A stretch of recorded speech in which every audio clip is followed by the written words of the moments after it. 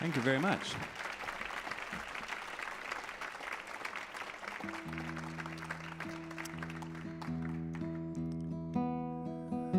I can't quite believe I've got to this point in my month. I've been playing for a month now in this part of the world, being a very large part, like the whole of North America, Canada as well, going from around these parts down to New Mexico, California, up to Canada. Canadians, they're still there. And this is my last and final resting place. So thank you for joining me.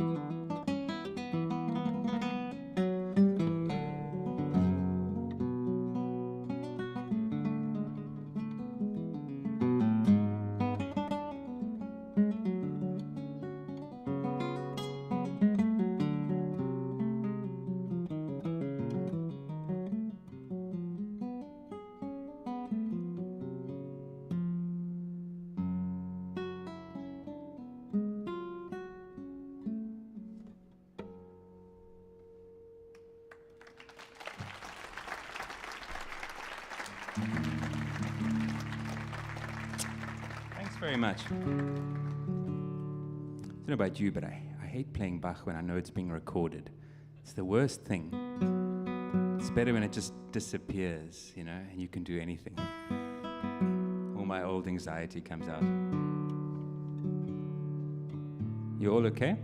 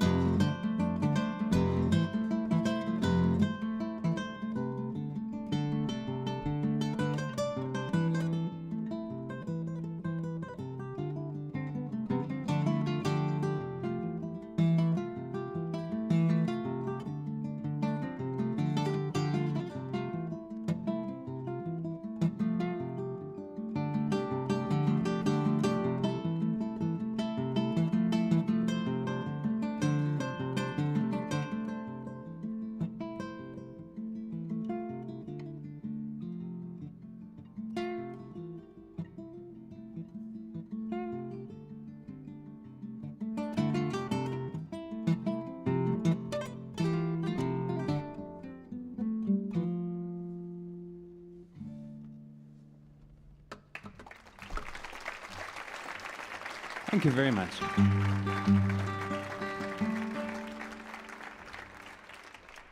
I'd like to play a piece from my home. I'm from Cape Town, South Africa. As are you, I hope. Hi. This is a song I learned in a strange way. I was playing some concerts with a very beautiful musician, somebody I think of to create an analogy that is maybe fair or unfair on both parties, who knows.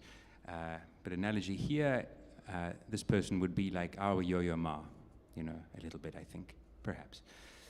Madusini is a bow player, was a bow player. She left us at the end of last year after 80 strong years of playing non-stop and making the bow sing in ways that it probably never has before and maybe never will again, but hopefully it will again.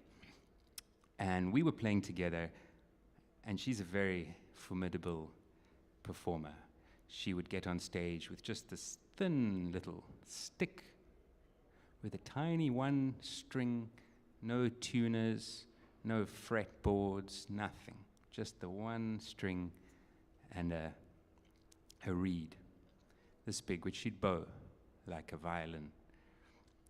It's actually more accurate to say violins bowed like the umkhube, because this is a much, much older instrument. Violins were not even a sparkle in the eye of whoever invented them first, when the umkhube was already playing the mouth bow. So we were playing together, and I thought, I have to learn one of her pieces. So this piece, I like the motor car. I transcribed it as accurately as I could, listening to the string itself vibrating, and it makes two notes, one with an open and two closed with a thumb.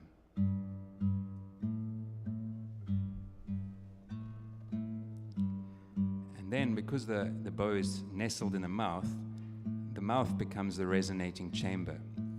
And I don't know if you know, but every vibrating string has little nodes on it where the overtones of that string are kind of hiding, just waiting to be amplified and found. And depending on which overtones are strongest, you get different sounds, different timbres. But if you really amplify those overtones, you can actually make melodies from a single string, which is exactly what she did.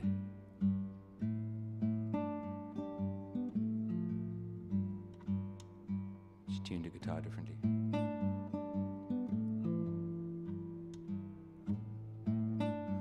See, it's easier with one string.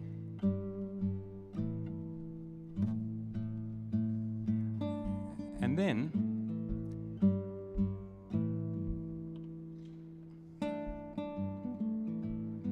Marosini had this way of whistling into that overtone and creating a third voice, and that's where the magic really happened, and there's no way to describe it really, and no way to play it.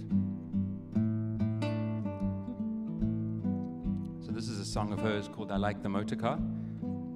We had a long-standing disagreement about this song, going about 10 years, where she would tell me that, no, this is my composition, I made this up. And I'd say, I really didn't, I promise you. I worked it out, this is where I worked it out from, and, and I could never get her to play it again to me, to prove it to her. If I gave her the name of the song, she'd play something else.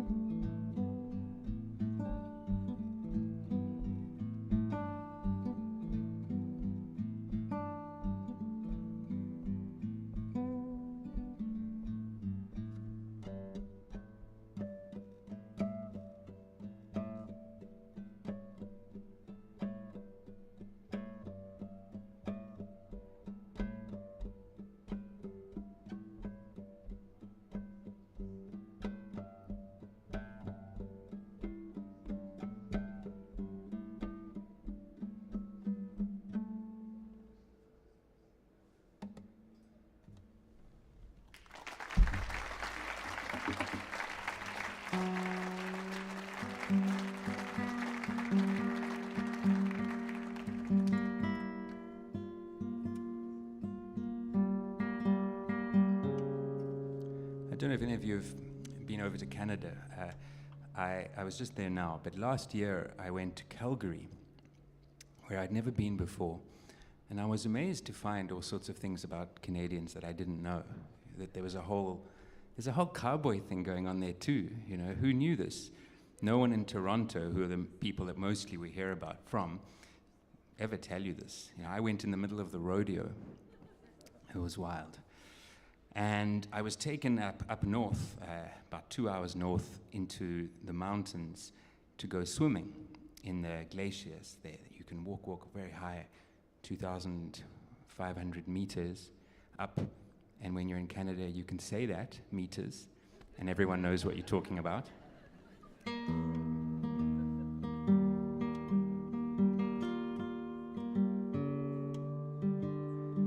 And when I got after my little swim in the most, it was ridiculously wonderful. I went a little higher, right to the very top, and there was an Australian there at the top of the mountain. You know, more porous borders probably in Canada. And I had a chat with him, and he told me that the moss that grows on the top of the mountain there takes 40 years from no moss to being mature moss, and if you disturb it in any way, it's got to start all the way from the beginning again.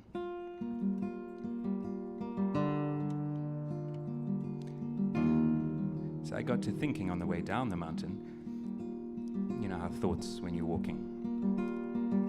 I got to thinking that this is such commitment, and often when you write a piece of music, if it's not immediately wonderful, you throw it away. I don't know if any of you have had this with whatever things you do. You know, you have an idea, you have a look at it and you go, this is a terrible idea, and you try and forget it as soon as possible. But we have a wonderful artist in South Africa who's here very often as well. You might know him, William Kentridge, and he has a center in Johannesburg called the Center for the Less Good Idea. So I was thinking about this, the moss, 40 years, the less good idea, as I was going down the mountain back to the rodeo in Calgary. And so when I got there, I had a really bad idea. I wrote like the cheesiest piece of music ever in the world. It would have won competitions. And I wrote it down on a little piece of paper, and I went to bed, and when I woke up the next morning, a cat had shredded it into pieces, and it was lying in thousands and thousands of shreds of paper all over there. He'd had a wonderful night. I was cat sitting in Calgary, in case you're wondering where I got the cat from. And I remembered a little bit, and it kept going. So, long story short, this is the 6 months in of that idea slowly becoming something. So you have to be kind, because it's got 39 and a half years to go. So this is really incipient moss, just starting. And it's also the very first time that I'm playing it to anybody.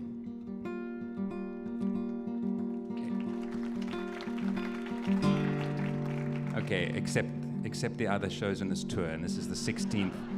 This is the 16th show. I've probably played it in Cape Town as well, and also in France, but it keeps changing. I want you guys to feel special there, and you are.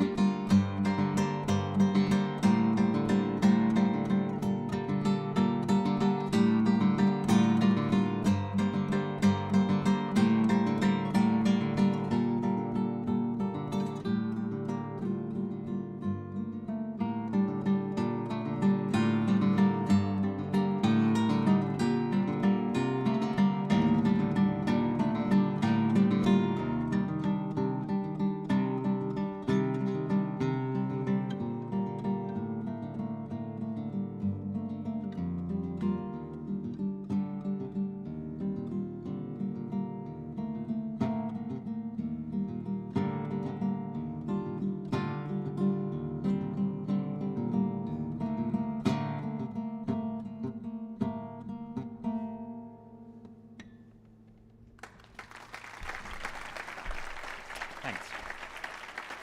Thank you. Here, we got to get this guitar back into a respectable tuning now.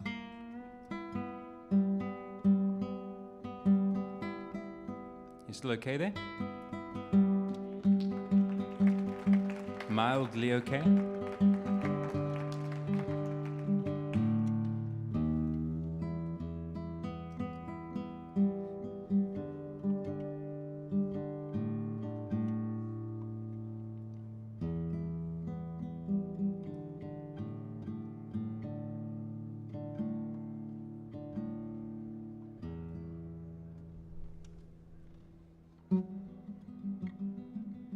This is a piece that's very simply called Footprints at the Mouth of a Porcupine's Cave. Enjoy it.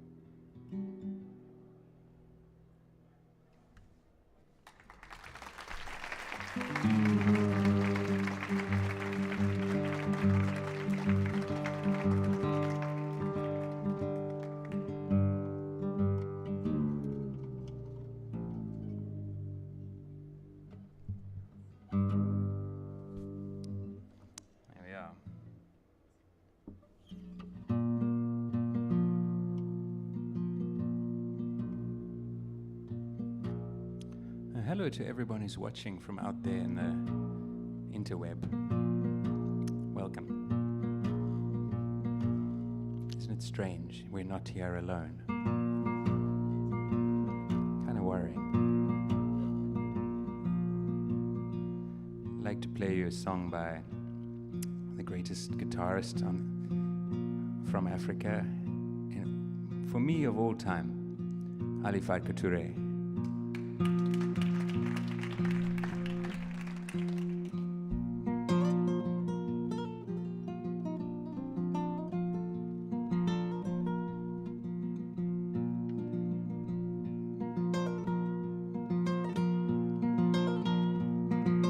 Maybe a little bit more volume as well.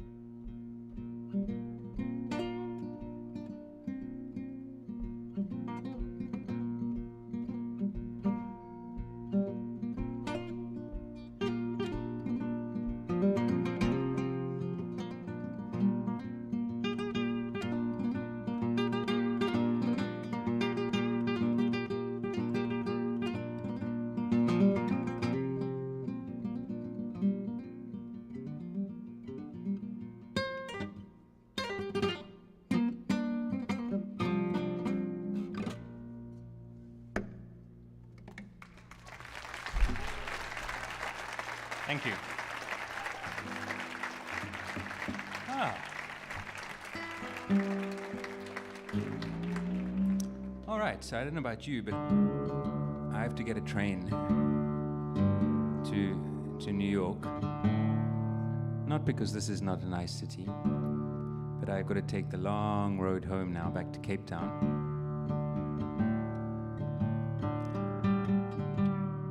But it's been really marvelous to be here today, and also for the last month. It's been a magnificent, wonderful time. I've been able to play to wonderful people. The ears and minds and hearts of the United States of America still love music, even though you guys have been having this crazy time the last while. We're all watching with great amusement, horror, fear, trepidation, joy.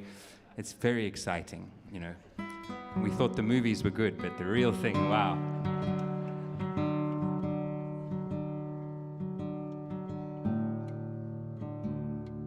So I'd like to play you a little thank you, and this will be the last piece that I play. And I really, you know, I set out on this journey since the plague thing. I don't think, played so many concerts in one go. So at the beginning of this trip, I thought, wow, how can this ever end? You know, it just seemed like such an insurmountable time, you know, 30 whole days. And it did, it just passed by, like in the blink of an eye. Just like the period from 2016 as well. 4 years gone. Everything passes, it's wonderful.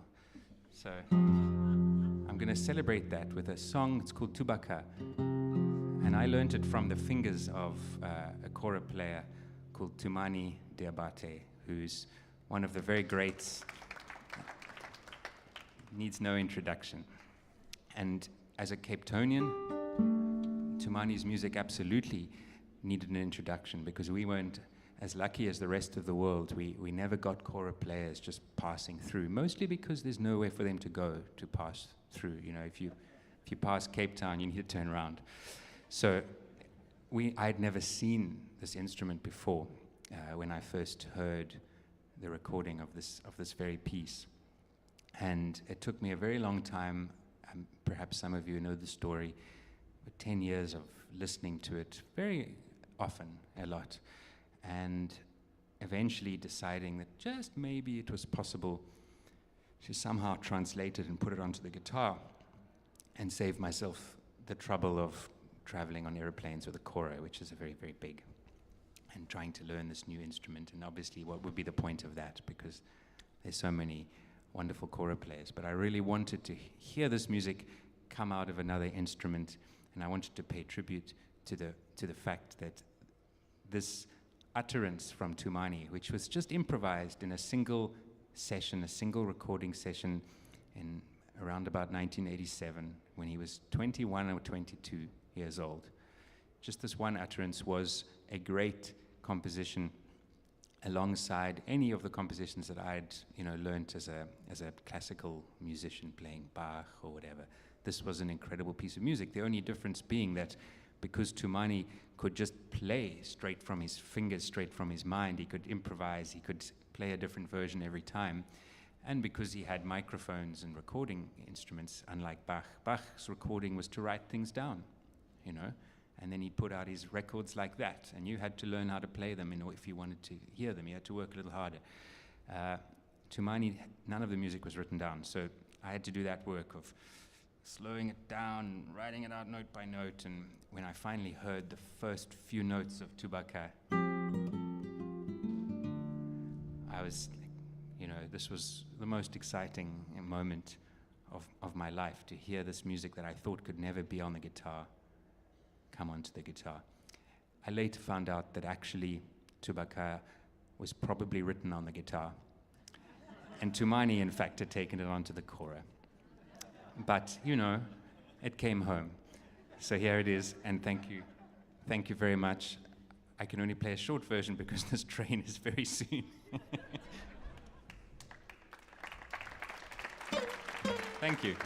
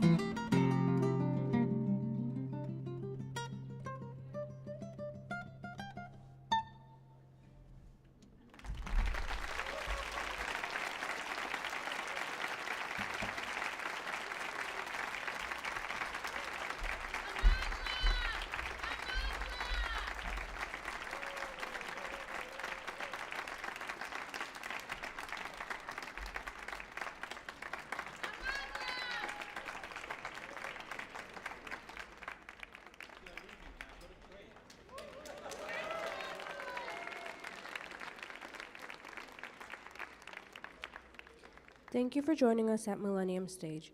We ask that you help us by heading towards the back of the seating area so we can safely put away our chairs as we prepare for another performance. Thank you, and we hope you enjoy the rest of your evening at the Kennedy Center.